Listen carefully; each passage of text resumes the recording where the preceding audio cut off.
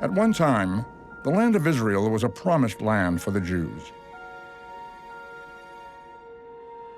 Having survived slavery under the brutal hand of the Egyptian Pharaoh, the Jews wandered through the desert for 40 years, finally settling in the land of Canaan.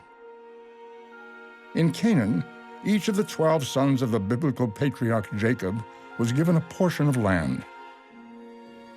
The 12 sons and their tribes enjoyed a paradise with lush gardens and fertile fields as far as the eye could see.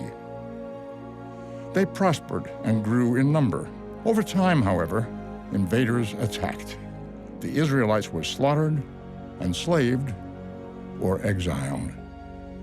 Until recently, many historians believed that the tribes had assimilated into other societies and had ceased to exist. They considered the tribes to be lost. Not so, say some experts of Hebrew scripture, who claim that as history comes to an end, the lost tribes will return to Israel. Millions and millions of Jews from all four corners of the world are coming back home. I will say to the north, give my sons back. I will say to the south, open the gates, let my people go home. I will say to the west and to the east. And that's what happens today. After 2,000 years of exile, all the prophecies are becoming a reality. In the prophecies of the Bible, especially Isaiah and Jeremiah and Zephaniah, God has predicted that the Jewish people would be dispersed throughout the world, even to here in Ethiopia. But the prophecies continue. He will gather them as a shepherd does his flock. And we are seeing here in reality and today that the Jewish people are going back to the promised land, to the land of Israel. Ethiopian Jews are Jews from the tribe of 10, so we have found at least one of the 10 lost tribes. My great-grandfather used to be called Mabal Zion, which means offering of Zion, and my grandfather is Mahari, which means God is faithful. The main tradition of the Beta Israel is that during the time of King Solomon and the Queen of Sheba, there were Israelis who went down to Ethiopia for commerce, for trade, and also to propagate the religion of Israel. There was a tremendous persecution in this land for the Beta Israel. Throughout the history of Ethiopia, where the Jews have been living here for thousands of years, they have been discriminated and actually persecuted, and some of them have actually died for their faith. They established a community called Elephantine Oyev, and we know from Egyptian sources that there were struggles between this community and their neighbors. My grandfather, Mahari, was killed because he was Jewish man. My great-grandfather was murdered for the Beta Israel. Once the Ethiopian Jews were recognized by the chief rabbis in Israel, then Israel took action, and there was this dramatic rescue. Operation Moses in 1984 and 1985. And then in May 1991, Operation Solomon took home to Israel at least 14,500 people. And the world record we broke when we put in a 747 El Al plane with the seats in.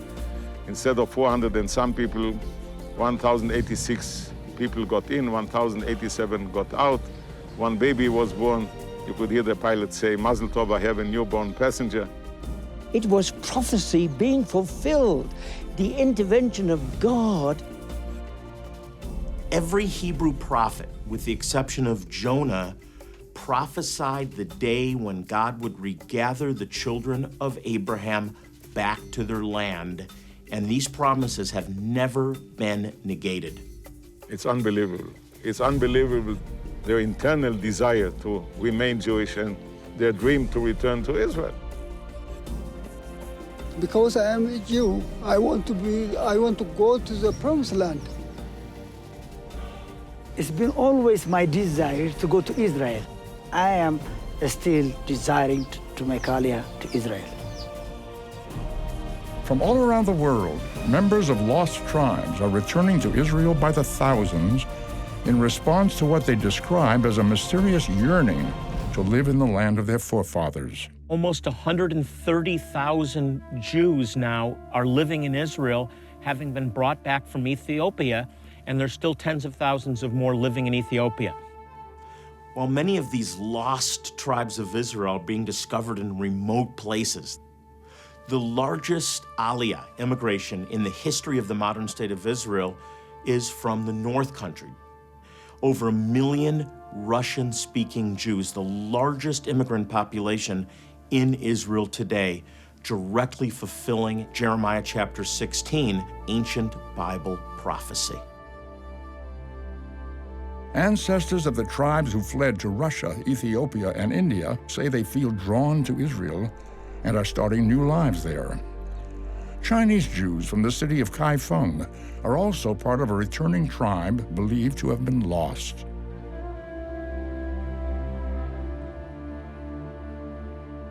Perhaps most surprising are the ancestors of the lost tribes that are turning up right here in the United States. These residents of San Antonio, Texas, have come to a luncheon to learn more about Sephardic Jews, Jews chased from Spain and Portugal during the Spanish Inquisition, and perhaps more about their own possible Jewish ancestry. If you were a Jew in Spain during the Spanish Inquisition, you were forced to convert from a Jewish lifestyle to a Catholic lifestyle. However, our forefathers stayed as what is known crypto-Jews, meaning Jews in hiding. In many cases, Jewish parents hid the truth about their ancestry from their own children.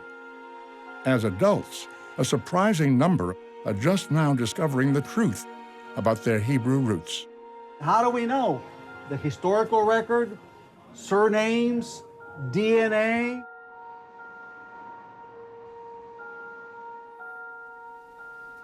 DNA researchers report a dramatic increase in DNA testing of people who claim to feel Jewish and want to determine their ancestry.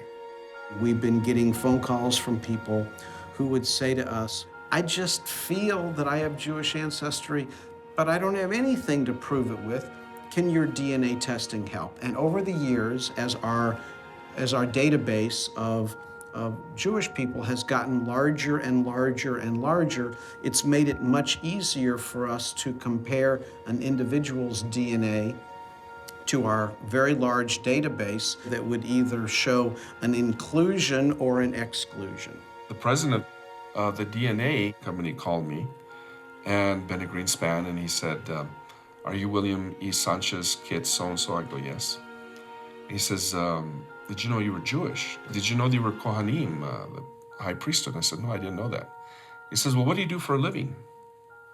I said, well, I'm a Catholic priest. Shema Israel, Adonai Eloheinu, Adonai. When I received the results back and the Y-DNA confirming they were Kohanim, I did get invitations from many rabbis to become a rabbi. But in my heart, I felt that I already was Jewish.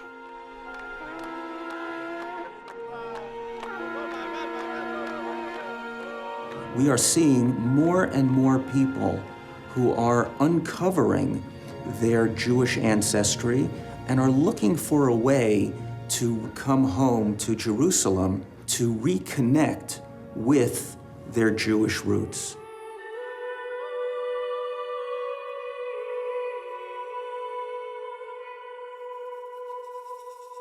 As soon as I found out about my Jewish heritage, I immediately went to Israel.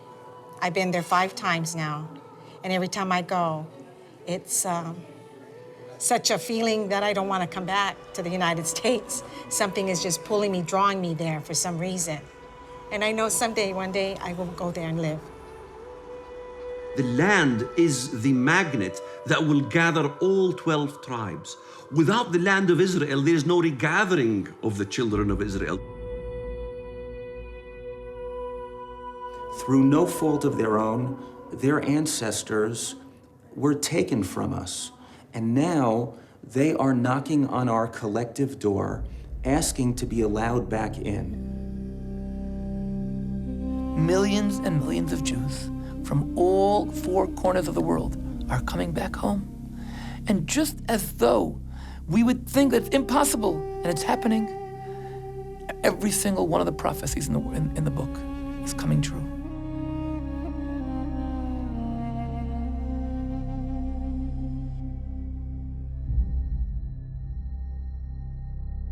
You've got the restoration of the modern state of Israel as a direct fulfillment of last days or end-time Bible prophecy. Second, you have the regathering of the lost tribes back to the land.